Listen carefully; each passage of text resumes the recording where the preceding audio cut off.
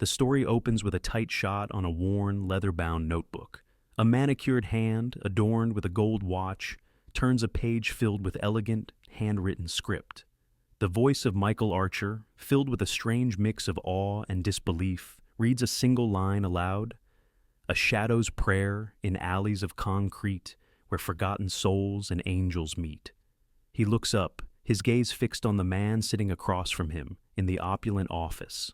A man in borrowed clothes whose eyes hold the weight of 1,000 untold stories. "Raymond," Michael says, his voice cracking with emotion, This is a masterpiece. I want to publish it." The man, Raymond Carter, simply stares back, unable to process the words that are about to change his life forever. Before we carry on, please hit the subscribe button to make my day and let me know where you are watching from in the comments. The top floor of the Archer Publishing skyscraper was less an office and more a temple to minimalist wealth, a silent testament to a man who had conquered the world below.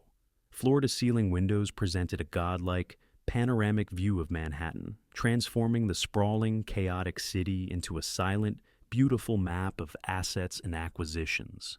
The air inside was sterile, chilled, and quiet, a stark contrast to the vibrant hum of life 70 stories down. Sleek chrome, dark, polished wood, and enormous, challenging pieces of abstract art were the only occupants of the space besides Michael Archer himself. He was a man in his late 40s, encased in a suit so sharp it seemed tailored from shadow and ambition.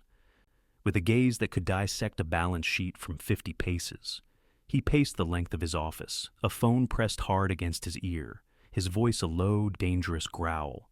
He was berating an underling, a senior editor whose only crime was failing to predict the fickle tastes of the reading public. The latest fantasy epic, acquired for a 7-figure advance, had landed with a thud, and Michael felt the failure as a personal affront, a stain on his otherwise immaculate record of success. He gestured impatiently, almost violently, at his assistant, Sarah, a perpetually stressed young woman who materialized at his elbow with a file. He didn't look at her, didn't acknowledge her existence beyond the service she provided. She was a function, a tool, as inanimate as the chrome pen she held out for him. His focus was entirely on the numbers, the red ink, the bottom line that governed his universe. "I don't pay for excuses," he snarled into the phone, his knuckles white as he gripped the device.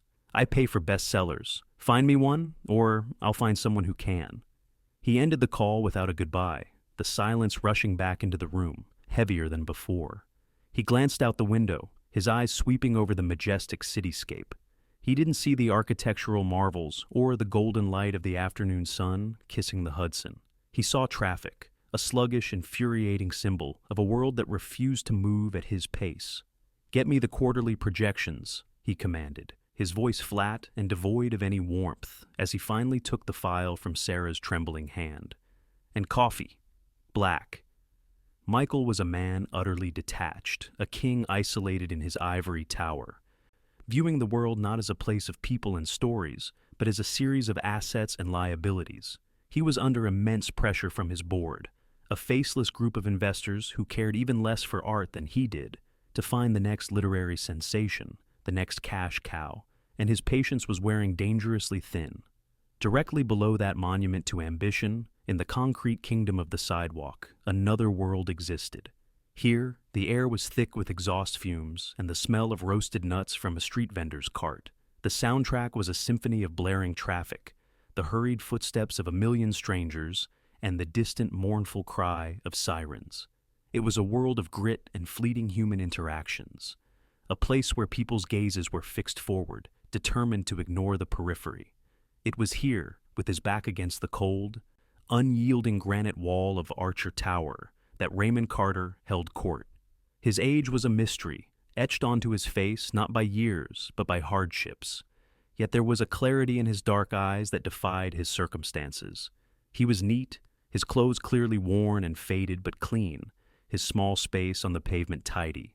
Beside him rested a tattered backpack, its contents a closely guarded secret, and a half-empty paper cup that held a few coins, offered by passers-by who mistook his stillness for solicitation. But Raymond was not begging. He was, as always, completely and utterly absorbed in a thick, dog-eared paperback, its spine broken and its pages soft with use. He was a scholar in a cathedral of noise. Occasionally, he would pause his reading, a thoughtful expression settling on his features, and pull out a battered, leather-bound notebook and a small, sharpened pencil. He would write with an intense, focused concentration, his hand moving across the page with a fluid grace that seemed out of place amidst the city's harsh angles. He was a man of quiet dignity, an intellectual adrift in a sea of indifference. His wealth was not in his cup, but in the universe of words he inhabited. A young woman with bright pink hair and a nose ring, a barista from the cafe on the corner, approached him with a smile, holding out a paper bag. "Morning, Raymond," she said, her voice kind. "Thought you could use this." Inside was a slightly crushed croissant and a steaming cup of coffee. Raymond looked up, and the transformation was startling.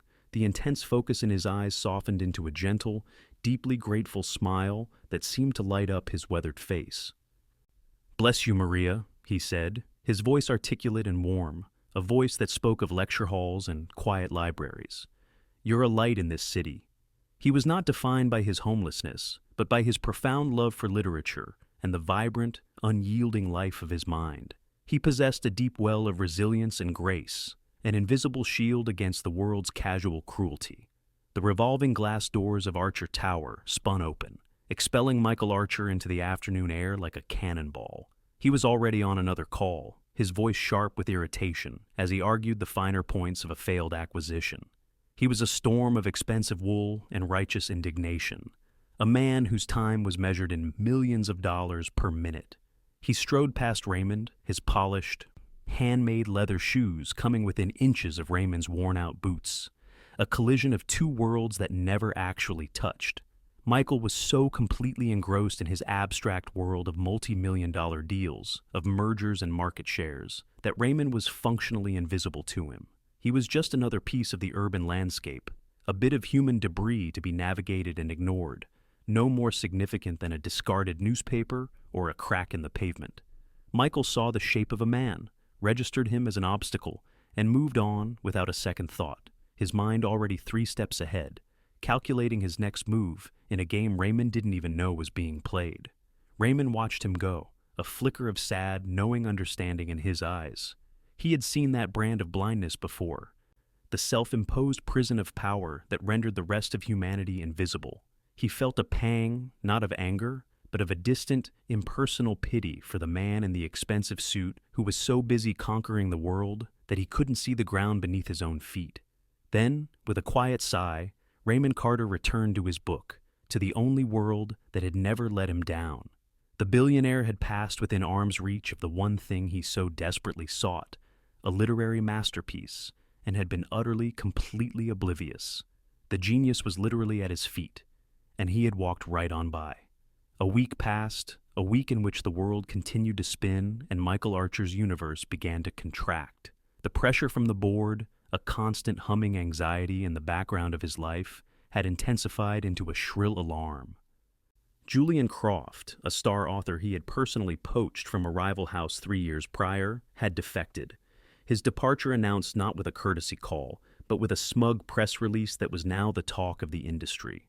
The stock price for Archer Publishing, a number Michael watched with the obsessive focus of a hawk tracking its prey, had dipped by 3 agonizing points. His carefully constructed world, a fortress of success and ruthless efficiency, was showing cracks in its foundation. He was having a terrible day, a terrible week, and the future looked like a long, dark corridor with no light at the end. He sat at his vast, empty desk, the silence of the office amplifying the storm in his mind. A freshly printed copy of a literary magazine lay before him, its glossy cover featuring a triumphant, grinning photo of Julian Croft, arm in arm with the head of the rival publishing house. The betrayal was a physical thing, a hot coal in his gut. With a sudden guttural roar of frustration, Michael swept the magazine off his desk, sending it flying across the polished wood floor.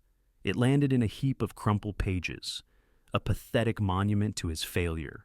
He shoved himself away from the desk and strode to the window, his hands clenched into fists at his sides. He wasn't looking for beauty, He was looking for a distraction, anything to pull his mind away from the circling vultures of his own ambition. His gaze, sharp and agitated, fell upon the street below, a familiar tableau of hurried, insignificant lives. And then he saw him. The man was there, in his usual spot, a fixed point in the chaotic flux of the city. Raymond. Michael felt the familiar prickle of annoyance, the reflexive disdain for this piece of human driftwood cluttering the pristine facade of his building. But this time, something was different. The annoyance didn't settle. It was displaced by a flicker of something else, something unwelcome and strange. Curiosity. Raymond wasn't just sitting there, lost in his own world. He was engaged in an animated, vibrant conversation with a young man, a university student by the looks of him, with a worn backpack and a sweatshirt bearing a college crest. The student was crouched on the pavement on Raymond's level, his face alight with interest. They weren't exchanging pleasantries or spare change. They were pointing at passages in a thick book that lay open between them, their heads close together. They were smiling. They were sharing a secret, a joke, an idea. It was a meeting of minds, an intellectual exchange happening on a dirty patch of concrete that Michael wouldn't deign to walk on. Michael's mind, a machine built for calculation and dismissal, struggled to process the image. He had always categorized the man as a generic beggar, a problem to be ignored, a statistic. But the man didn't beg. He never asked for anything. He read. He wrote. He discussed literature with strangers who saw something in him that Michael had been utterly blind to. Who was this man? The question was a brief, unwelcome intrusion, a crack of light in the sealed tomb of his business-obsessed mind. It was an anomaly, a piece of data that didn't fit the algorithm of his world. For a man who prided himself on seeing every angle, on knowing the value of every asset, the realization that he had so profoundly misjudged something, anything, right on his own doorstep, was deeply unsettling. The professional frustration that had been poisoning his day had made him momentarily vulnerable, forcing him to look, to really see. And, in doing so, the first tiny seed of genuine curiosity about Raymond Carter was planted. Later that afternoon, the seed had become an irritating, undeniable itch. The numbers on his screen blurred into meaningless squiggles. The projections were bleak, the market was soft, and the ghost of Julian Croft's smug face haunted the periphery of his vision. He needed a win. He needed a miracle. He needed something new, something authentic, something that would cut through the noise and remind the world why Archer Publishing was the king. Driven by an impulse he didn't fully understand, a volatile cocktail of professional desperation and that nagging, persistent curiosity, Michael stood up. He told himself he was just getting some air, a phrase so foreign to his routine that his assistant, Sarah, looked up from her desk with a flicker of alarm.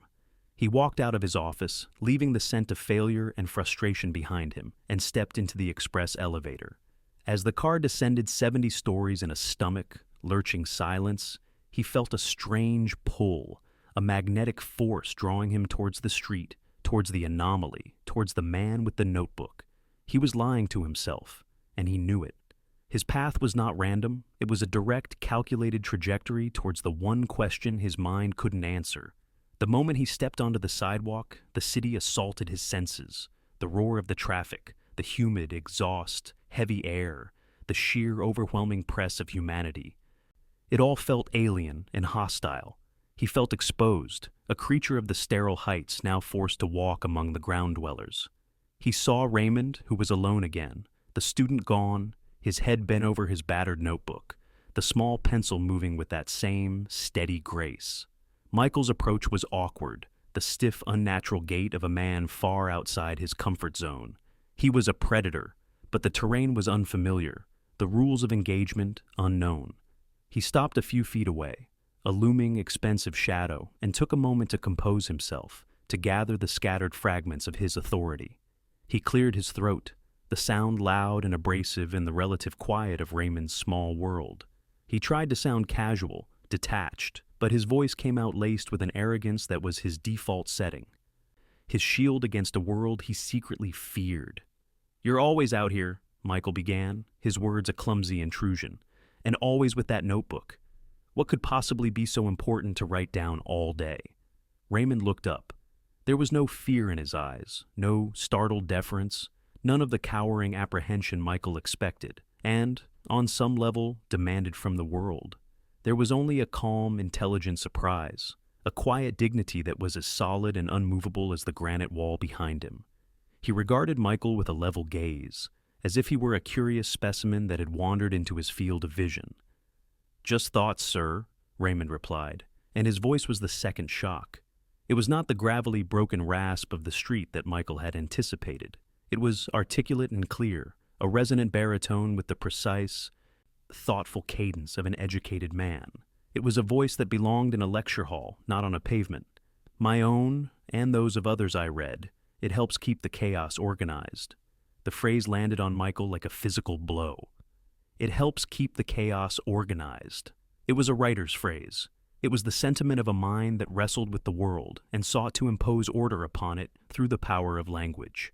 It was the exact opposite of the rambling, incoherent nonsense he had expected. In that single elegant sentence, Raymond had utterly demolished Michael's carefully constructed prejudice. Michael was, for a rare moment in his life, speechless. He was taken aback, thrown completely off balance. The man's quiet eloquence was a subtle, profound challenge to Michael's entire worldview.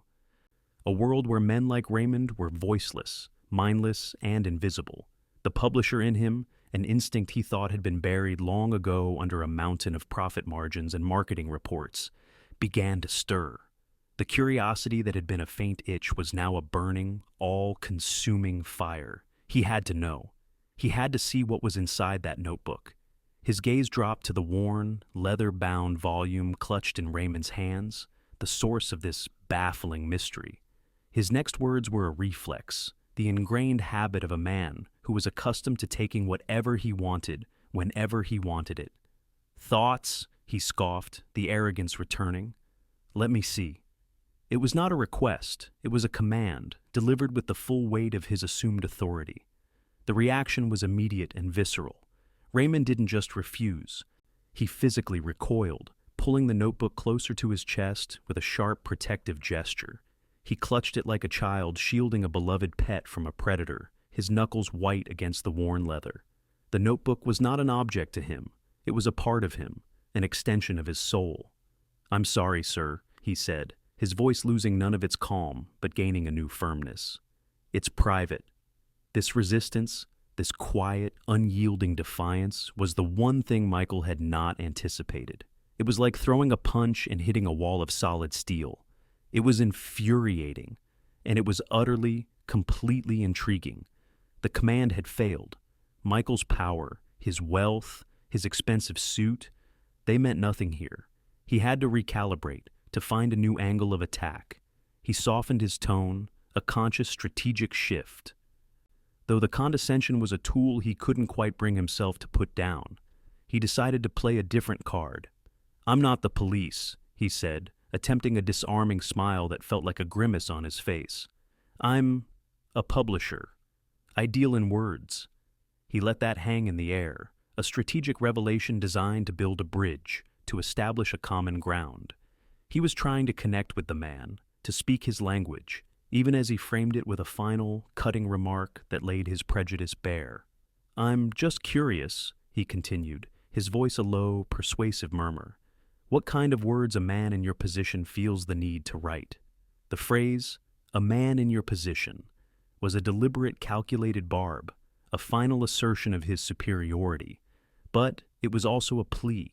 It was a complex, ugly, and desperate mixture of insult, power, and a sliver of genuine, burning interest. The dynamic between the two men had been irrevocably altered. They were no longer just a billionaire and a homeless man. They were a publisher and a writer, locked in a silent battle of wills on a dirty New York sidewalk. Raymond Carter studied the billionaire's face, a face accustomed to being obeyed, now etched with an unfamiliar, raw impatience. He searched for the expected mockery, the glint of malice that often preceded a casual act of cruelty from men in expensive suits. He had learned long ago that the street was a stage, and he was often cast in plays of humiliation he had no desire to be a part of. But he found none of that in Michael Archer's gaze. what he saw was something far more dangerous and far more compelling, an intense, almost predatory curiosity. It was the look of a man who had stumbled upon a locked door and was now utterly consumed with the need to know what lay behind it. Michael, sensing the deep, profound hesitation, the silent battle being waged in the man before him, made a small, almost imperceptible gesture of sincerity. It was an act so deeply unnatural for him that it felt like a muscle tearing. He crouched down. The movement was stiff, awkward, the fabric of his $1,000 trousers protesting against the unfamiliar posture. But in that single act, he shattered the towering hierarchy that separated them. He was no longer the king in his castle looking down from a great height. He was a man on the pavement, attempting, however clumsily, to meet Raymond at his level. The gesture was not lost on Raymond. It was a crack in the armor of arrogance, a small concession that spoke louder than any words. Michael's eyes were now level with his, and the intensity in them had not diminished, but it was now tinged with a sliver of something that looked almost like respect. "Look," Michael said, his voice softer now, stripped of its commanding edge. "I'm not going to steal it. I just want to read one page, one single page. If it's nonsense, I'll give it right back and I will leave you alone. I promise." He paused, his gaze fixed on the notebook clutched to Raymond's chest. "If it's not, well, let's see." The offer hung in the air between them, a fragile truce in the middle of the bustling city. The world rushed by, a blur of yellow cabs and hurried pedestrians. But for that moment, the two men were in their own bubble of suspended time. Raymond's life had taught him to trust no one, especially not the powerful. Trust was a currency he did not possess and could not afford to spend. Yet, this man was a publisher. He dealt in words. Perhaps he, of all people, could understand. Perhaps this was not a prelude to a joke, but the first line of a new chapter. After a long, silent pause that stretched for an eternity, a pause in which he weighed a lifetime of disappointment against a single, flickering spark of hope, Raymond slowly, reluctantly extended the notebook. His hand trembled slightly, not from fear, but from the sheer weight of the gesture. He was handing over his heart, his history, his soul, bound in worn leather and filled with graphite whispers. "Be careful with it," Raymond said, his voice barely audible above the city's hum. "It's all I have." Michael took the notebook. It felt heavier than he expected, dense with paper and purpose. He scoffed internally, a final dying flicker of his ingrained cynicism. He was preparing himself for the inevitable disappointment, for the poorly spelled, self-pitying ramblings of a broken mind. It was, he told himself, a fool's errand, a momentary lapse in judgment driven by a bad day. He opened the book to a random page somewhere in the middle, his thumb brushing against the worn, soft edge of the paper. And then the world stopped. The first thing that struck him was the handwriting.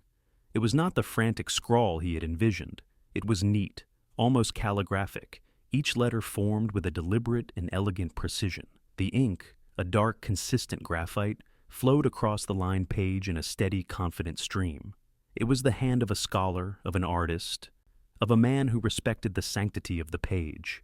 And then he began to read the words, the city noise around him, the blaring horns, the distant sirens, the chatter of 1,000 passing conversations. It all faded away into a dull, distant roar. The poem he read was not about begging. It was not about the misery of his condition or a plea for help.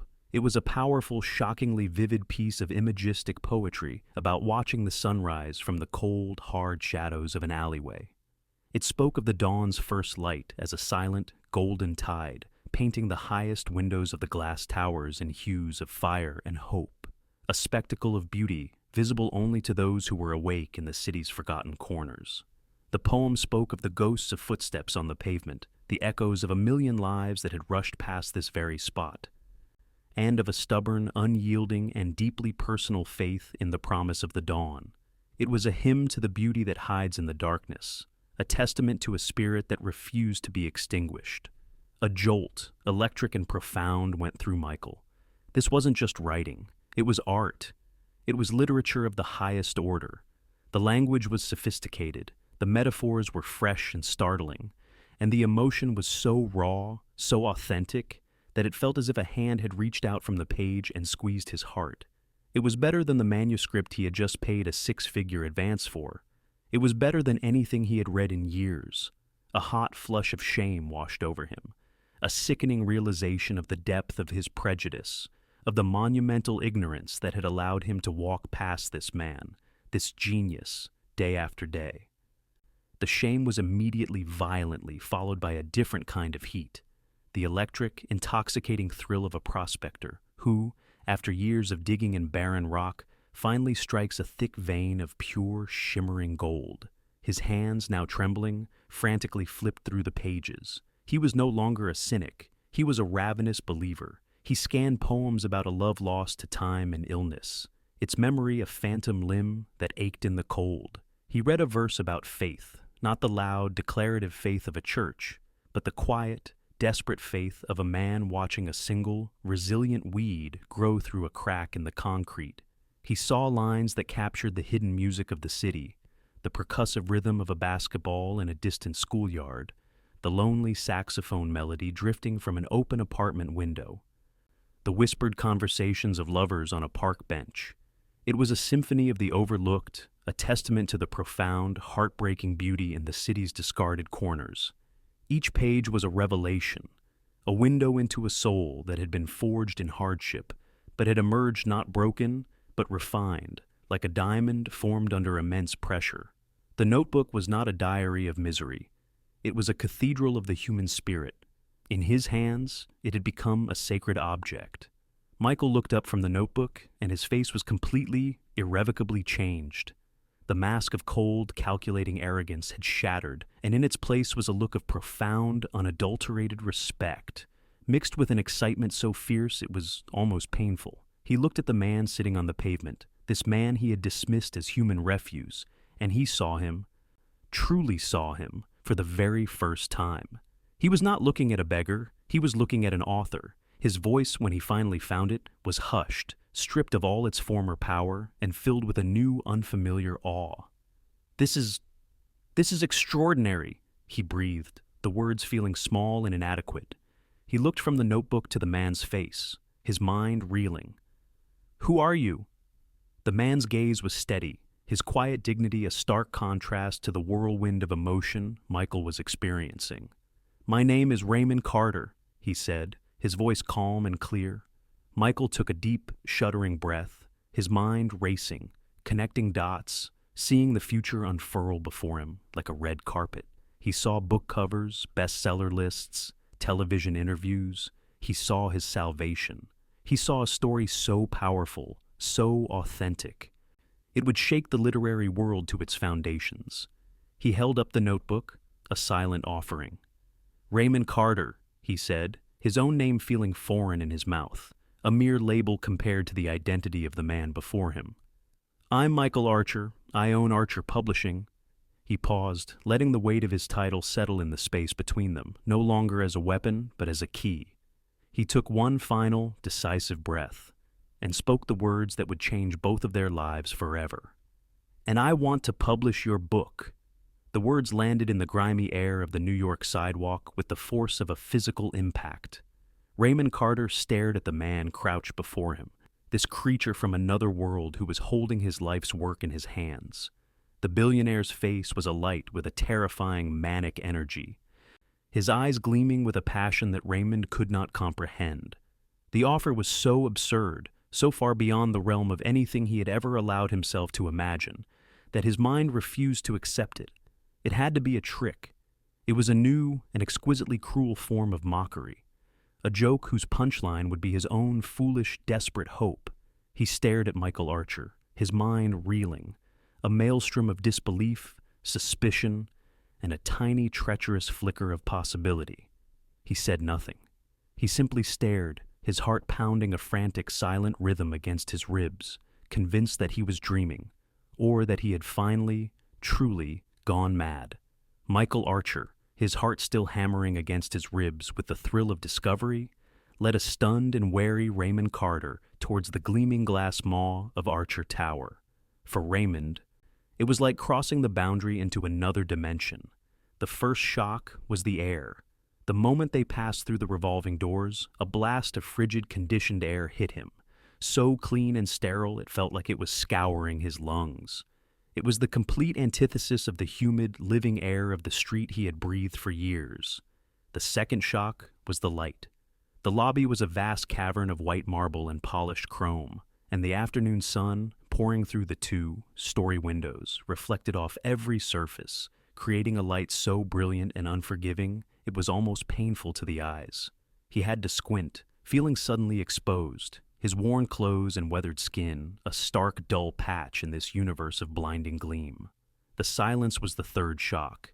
It was not a peaceful quiet, but a heavy, oppressive silence, punctuated only by the soft, respectful clicks of expensive shoes on the marble floor. The symphony of the city, the constant chaotic hum that had been the soundtrack to his life, was gone, leaving a vacuum that made his ears ring. He felt the eyes on him immediately. The security guard at the main desk, a large man in a crisp uniform, straightened his posture as they approached, his gaze lingering on Raymond with a mixture of suspicion and disdain. A receptionist, a woman with a headset and a smile that didn't reach her eyes, gave them a polite, dismissive nod that was clearly intended only for Michael. As they walked towards the elevator bank, Raymond could feel the whispers and sideways glances from the employees who scurried past, their faces a mixture of curiosity and alarm. He was an anomaly, a glitch in their perfect, ordered world, and he felt their silent judgment like a physical weight pressing down on his shoulders. He instinctively hunched, trying to make himself smaller, a ghost haunting a palace. The elevator ride was a silent, stomach-lurching ascent into the heavens. Raymond stood in the corner of the mirrored car, avoiding his own reflection, while Michael stared straight ahead, perfectly at ease, a king in his ascending throne room. Raymond watched the floor numbers climb at a dizzying speed, each digit pulling him further away from the only world he knew. When the doors slid open with a soft chime, they revealed Michael's office, and Raymond's breath caught in his throat. He had spent years looking up at this building, a symbol of a world impossibly distant, and now he was standing at its peak, looking down. The panoramic view of Manhattan was not a map. It was a living, breathing creature, and for the first time, he saw the city not as a series of obstacles, but as a place of breathtaking, terrifying beauty. Michael, for his part, was clumsy in his attempts at hospitality. He was a man who gave orders, not comfort. He gestured vaguely towards a sleek leather chair. "Sit," he commanded, then seemed to catch himself. "Please." He walked over to a chrome mini fridge, his movements stiff. "Water?" Raymond, his throat dry with anxiety, could only nod. He accepted the heavy cold glass bottle, his hand shaking so much that the water sloshed against the sides. As he watched Raymond drink, a new realization dawned on Michael. The man wasn't just nervous, he was weak with hunger. The thought struck him with a pang of guilt so sharp it was almost a physical pain. He turned to his intercom, his voice sharp and commanding once more. "Sarah, I want a meal from the executive dining room sent up immediately. The steak and the potato soup. Get him a full 3 courses. And bring it yourself." The food arrived on a silver tray, carried by the bewildered assistant. The aroma of roasted meat and warm bread filled the sterile air, and Raymond felt a wave of dizziness. He hadn't smelled anything so rich, so wonderful in years.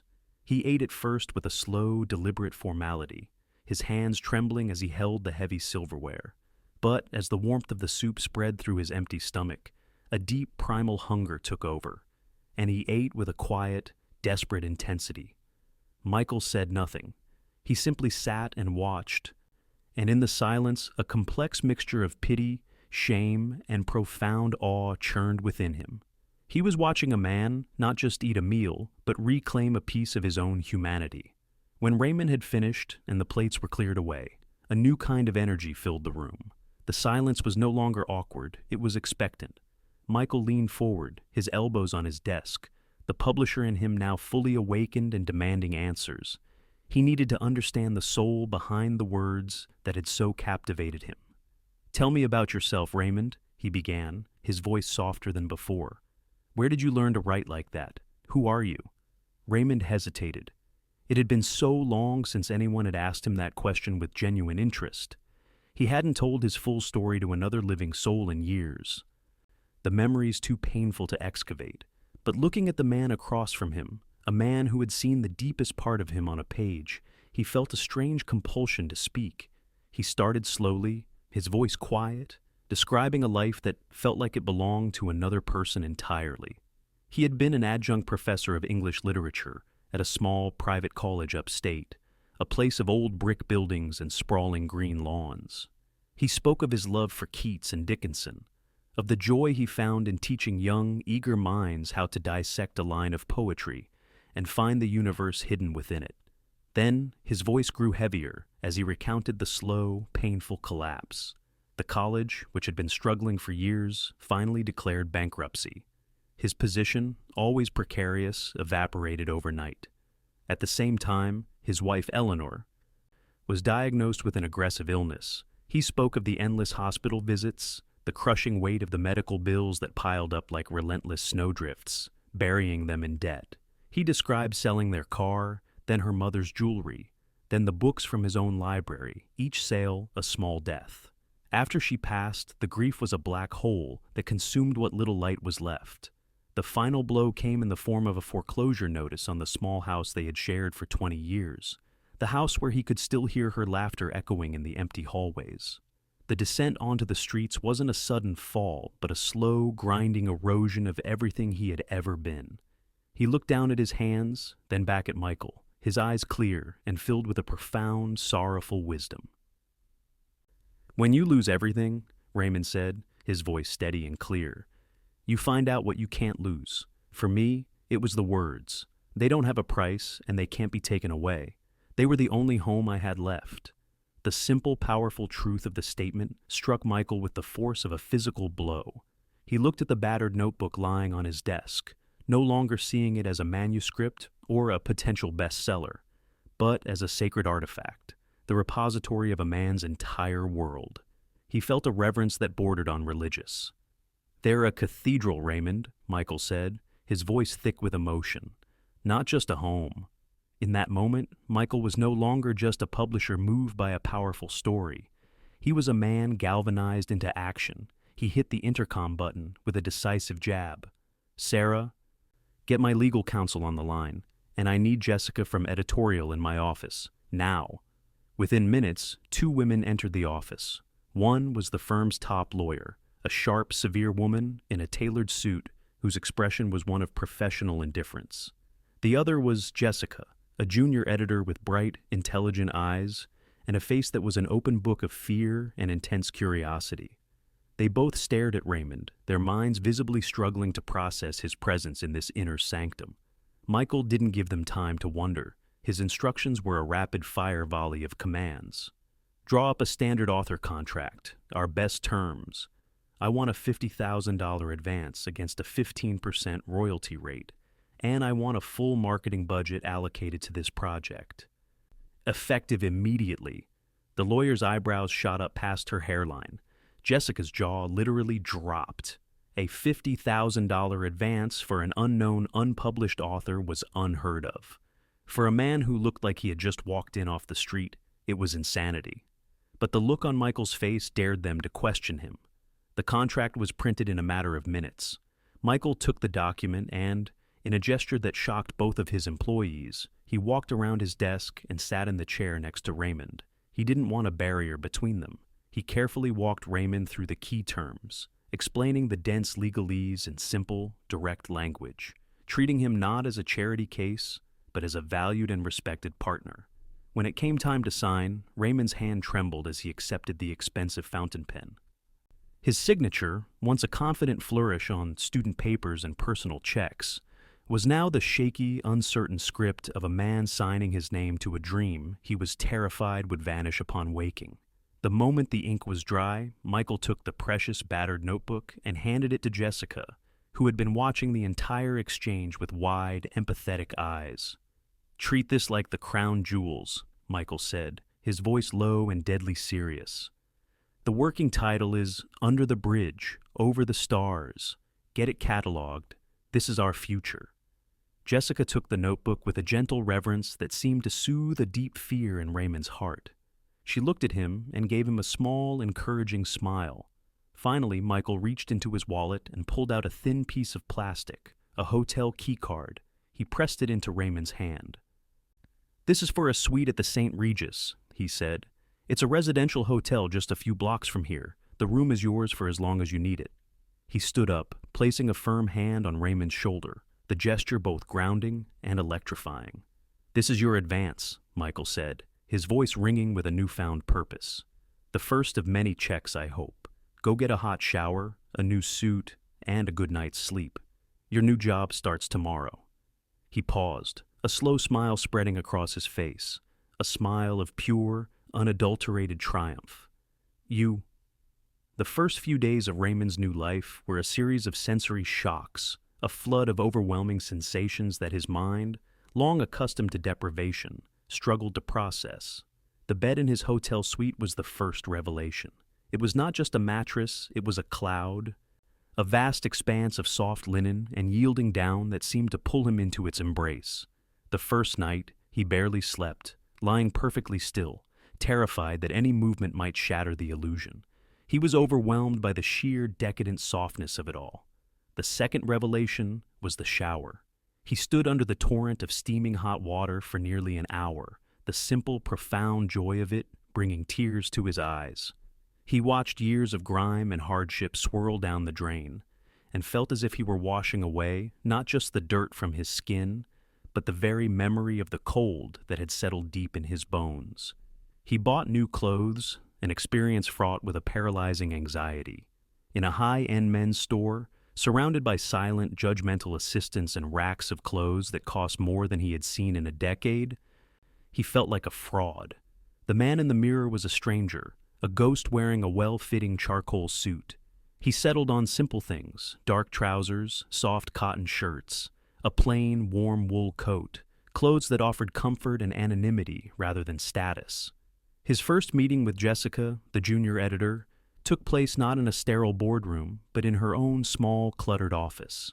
It was a cozy, lived-in space, the walls lined with overflowing bookshelves, the desk covered in precarious stacks of manuscripts. It smelled of old paper and coffee. Jessica was a young woman with kind, intelligent eyes that held no pity, only a deep, genuine respect. She didn't treat him like a project or a curiosity. She treated him like a writer. She had already read the entire notebook, twice. Her copy was filled with small, colorful, sticky notes. Her handwriting in the margins a series of thoughtful questions and observations. "Your use of enjambment here is just breathtaking, Raymond," she said, pointing to a passage. "The way the line breaks mid-thought, it mirrors the feeling of a fractured memory." Raymond felt a warmth spread through his chest. She understood. She truly understood. They spent hours together, spreading photocopies of his poems across a large table. Not just selecting them, but ordering them, finding the narrative thread that wove them together into a cohesive journey of loss, survival, and quiet redemption. It was Jessica who suggested he write an introduction. "People will want to know the story behind the poems," she said gently. "They will want to know you." At first, Raymond recoiled from the idea. The thought of laying his pain bare for public consumption felt like a violation. But as he sat in the quiet of his hotel room that evening, he realized she was right. The poems needed a frame. He wrote it in a single sitting, not a story of bitterness or self-pity, but a clear, honest, and powerful account of his journey, a testament to the power of words to build a home when all other shelters have been lost. The act of writing it, of claiming his own story, was the most grounding experience of all. The imposter syndrome, the constant nagging fear that he was a fraud in a borrowed suit, began to recede, replaced by the quiet, solidifying identity of an author. While Raymond was slowly, carefully piecing his new life together, Michael Archer was preparing for war. He strode into the main marketing boardroom at Archer Publishing, a den of cynical, numbers-driven executives who viewed books not as art, but as units to be moved. The room was all glass and chrome, and the people in it were just as polished and hard. There was Mark, the slick vice president of marketing, a man who spoke in buzzwords and measured success in click through rates. There was the head of sales, a gruff, pragmatic woman who saw the world in terms of profit margins and return rates. They were the gatekeepers, the ones who decided which books received the full, thunderous power of the Archer marketing machine and which were left to die a quiet death on the shelves. Michael placed a single bound copy of Raymond's manuscript, now titled Under the Bridge Over the Stars, in the center of the vast conference table. The room was silent, expectant. They were waiting for the pitch, the angle, the hook. "This," Michael began, his voice low and resonant, "is the most important book we will publish this decade."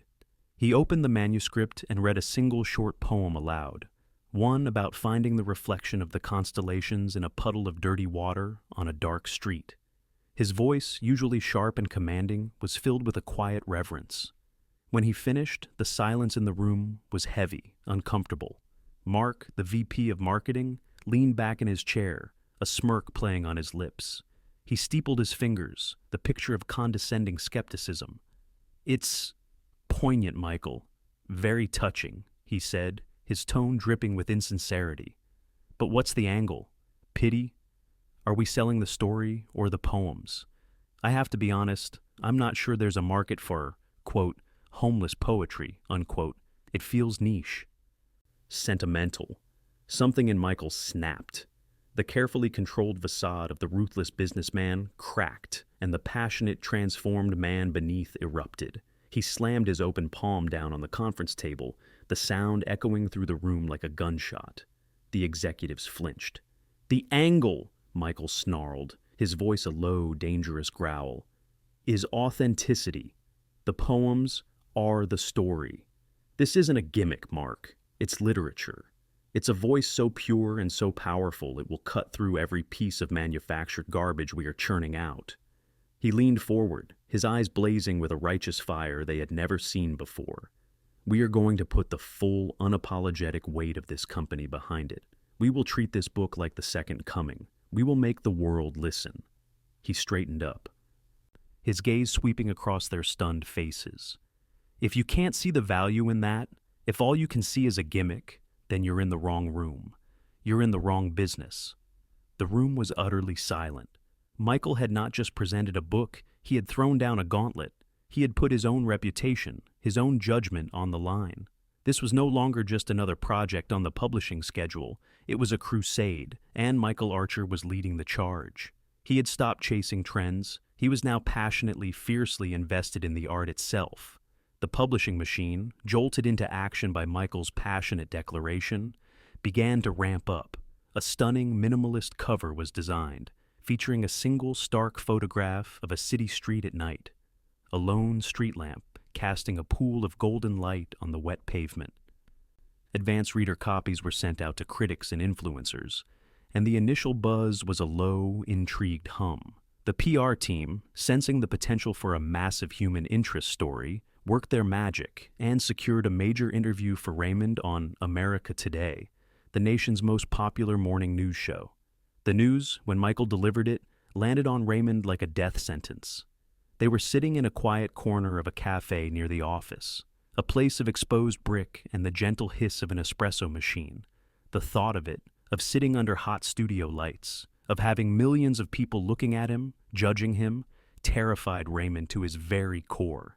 He felt a cold dread seep into his stomach, a fear so profound it threatened to swallow him whole. He was a private man, his life's work created in the solitary shadows. The spotlight felt like a violation. He looked at Michael, his hands trembling around his coffee cup.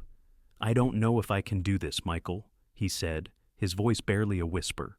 He felt the old shame, the feeling of being a spectacle, rising up to choke him.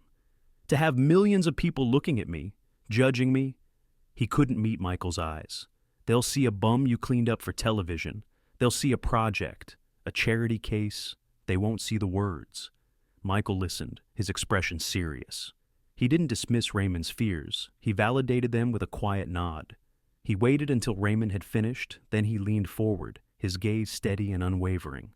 "No, Raymond," he said, his voice firm but gentle. "They will not see a bum. They will see a man. They will hear your story. And most importantly, they will hear your words." He reached across the table, his hand resting near Raymond's, and your words will give a voice to the voiceless. There are millions of people out there who feel invisible, forgotten, just like you did. People who have lost everything, who are drowning in debt, in grief, in despair. Your story isn't one of shame, it's one of survival, it's one of hope. Michael's voice grew stronger, filled with a conviction that was contagious. You are not a spectacle, Raymond. You are an inspiration. You are proof that a person's worth is not measured by their bank account or their address. You are proof that even in the darkest of places, beauty and truth can survive. The words settled over Raymond, a balm on his raw nerves. Michael had reframed the terrifying ordeal, not as a performance, but as a mission. He wasn't just a publisher anymore. He was a mentor, a friend, giving Raymond the confidence he so desperately needed. The fear was still there, a cold knot in his stomach. But now it was joined by something else, a flicker of purpose. He wouldn't be doing it for himself. He would be doing it for all the other forgotten souls, for the ghosts in the alleys, for the people who needed to know that hope is a real thing, and that sometimes it finds you. The book, Under the Bridge Over the Stars, was released on a Tuesday. It arrived not with a bang, but with a quiet, uncertain whisper. Initial sales were modest, a slow trickle that caused a fresh wave of anxiety to ripple through the marketing department at Archer Publishing. The skeptics, who had been silenced by Michael's passionate tirade, began to murmur amongst themselves. The pressure, all of it, now rested on the television interview. The studio was a blinding universe of white light and black cables. Raymond, dressed in a simple but elegant dark suit that felt like a costume, sat stiffly in a plush armchair, the heat from the studio lights making his palms sweat. The host, a woman with a dazzling smile and professionally empathetic eyes, ran through her pre-interview patter, her voice a smooth, practiced melody that did nothing to calm the frantic symphony in Raymond's chest. He felt like an exhibit, a strange creature dredged up from the depths and placed under a microscope for the world's amusement. But then the cameras blinked red. The host's smile tightened into its on-air perfection, and she turned to him. "Raymond," she began, her voice now resonating with practiced sincerity, "your story is one of the most incredible we have ever had the privilege of sharing. For years, you lived on the streets, invisible to the world, and yet you were creating this masterpiece." She gestured to a copy of his book on the table between them. "Tell us, what does it feel like?" Raymond took a breath. He looked past the cameras, past the host, and imagined he was back on the pavement, the world a chaotic blur he could only make sense of with words. A strange calm settled over him. "It feels," he began, his voice quiet but clear, resonating with a depth that instantly commanded attention. "Like I'm finally being heard." But the words were always there. "I think we all have a story inside of us. Sometimes the world just gets too loud to hear it." He spoke with a quiet, profound eloquence about the power of art. Not as a luxury, but as a fundamental tool for survival, a way to preserve one's own humanity when everything else has been stripped away. He didn't sound like a victim. He sounded like a philosopher. The host, momentarily thrown off her script by his unexpected depth, was silent for a beat too long. She recovered, asking him if he would be willing to share a piece from the book. Raymond nodded. He opened the book to a marked page, his hands steady now. The studio fell silent. He didn't need to read loudly. His voice carried the weight of his experience. He chose the poem Michael had first read, the one about finding constellations not in the sky, but in the shimmering reflection of a puddle on a dark, forgotten street. His reading was mesmerizing. Each word was perfectly placed, each pause filled with a universe of unspoken emotion. He wasn't performing, he was testifying. When he finished, the silence in the studio was absolute, a sacred, breathless hush that had nothing to do with television production. It was the sound of 100 jaded hearts being simultaneously broken and healed. The moment was over in the studio, but in the digital world, it was just beginning. The clip of Raymond reading his poem, uploaded to the show's website, did not just get views, it ignited. It was shared not by thousands, but by millions. It blazed across social media feeds, a quiet, powerful fire in a forest of noise and outrage. People shared it with simple, heartfelt captions. "This is what real poetry is. A voice we all need to hear. I cried. The video was a stark contrast to the usual viral content. It wasn't loud or angry or funny. It was just true. And the world was starving for truth. The effect was immediate and seismic. The book exploded. On Amazon, Under the Bridge, Over the Stars, sold out within 3 hours. Frantic calls from bookstore chains flooded the sales department at Archer Publishing. Their initial modest orders vaporized in a single morning. The book rocketed to the top of every online retailer's chart. By the end of the week, it was official. It debuted at #1 on the New York Times bestseller list, not just in the poetry category, but on the main hardcover nonfiction list, a feat almost unheard of. A montage of a new America began to play out in reality. A young student on a crowded subway, her face streaked with tears as she read.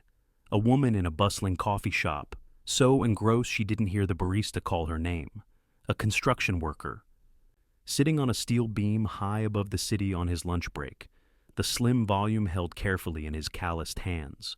The book became more than a bestseller. It became a cultural touchstone, a shared experience that connected people across all walks of life, a quiet testament to the stories that are hidden in plain sight. It had vindicated Michael's gamble 1,000 times over, and cemented Raymond Carter's place as a major, undeniable American literary voice. Months later, the autumn air had a crisp, clean edge to it. Raymond Carter walked down the familiar stretch of sidewalk outside Archer Tower, but he was a different man. The gauntness in his cheeks had been replaced by a healthy, settled confidence. He wore a simple, well-made coat, and his steps were sure and steady. He was not alone. Michael Archer walked beside him, his own expensive overcoat unbuttoned, his posture relaxed. They were not a publisher, and his author, they were friends, their conversation easy and familiar. As they neared the spot, the patch of concrete that had been Raymond's home for so long, they both fell silent. Someone else was there now, a young woman huddled in a thin, dirty blanket, her face hidden by a curtain of matted hair. Raymond stopped. He looked at her, and his face was a mask of profound empathy, free of pity or judgment. He saw not a problem to be solved, but a person to be seen. He turned to Michael. "Wait here," he said quietly. Raymond approached the woman, not from above, but by crouching down, just as Michael had once done for him. He spoke to her quietly, his voice a gentle murmur. The woman flinched at first, then slowly looked up. Her eyes filled with a familiar, weary suspicion. Raymond didn't offer platitudes or advice. He just spoke to her, man to man, recognizing the humanity in her gaze. After a moment, he reached into the bag he was carrying and pulled out a fresh, hardbound copy of his book. He opened the cover, where a check was tucked neatly inside, a check for $10,000. He placed the book gently in her lap. "I sat here for a long time," Raymond said, his voice soft but clear. "Keep the faith. Hope is a real thing, and sometimes it finds you." The woman stared at the book, then at the check, her eyes wide with disbelief. She looked up at Raymond, and for the first time, a flicker of something other than despair lit her face. Raymond gave her a small, encouraging nod and walked back to Michael, who had watched the entire exchange, his throat tight with an emotion he couldn't name. It was a mixture of pride, humility, and awe. "You're a better man than I am, Raymond Carter," Michael said, his voice thick. Raymond looked at his friend, a slow, knowing smile spreading across his face. It was a smile free of bitterness, filled only with a gentle, forgiving wisdom. "You just had to read the book to figure that out," he replied. The final chapters of their respective stories were written not in ink, but in action. Raymond Carter, having earned well over $1.5 million from the book's unprecedented success, did not buy a penthouse or a sports car. He invested it all back into the world that had for so long discarded him. He established the Carter Foundation for the Arts, a sprawling, light-filled community center in a repurposed warehouse downtown. It was a place that provided not just shelter and hot meals, but a lifeline to the soul. It had a library, art supplies, music rooms, and creative workshops for the city's homeless population. The final scene of Raymond's transformation was not on a stage, but in a simple classroom in the heart of his foundation. He stood before a small group of men and women, people with faces as weathered as his own once was, leading a writing class. He was back where he belonged, a teacher, his face alight with a profound and settled purpose. The final shot of the story belongs to Michael Archer. He stood in his office, 70 stories above the city, looking out his panoramic window. But his expression was different. The impatience and dismissive arrogance were gone, replaced by a quiet, searching contemplation. He was no longer looking at a map of assets, he was looking at a world of stories, a million dramas playing out on a million tiny stages. He buzzed his assistant, his voice calm and clear. "Sarah," he said, "clear my afternoon. I'm going for a walk." He paused, a small, genuine smile touching his lips. "There's a whole world down there, and I'd like to get to know it." The story had come full circle. Two men from two different worlds had collided on a city sidewalk. One was saved from poverty, the other from the poverty of his own soul. Both had been redeemed, transformed by the simple, earth-shattering power of seeing the world through another's eyes.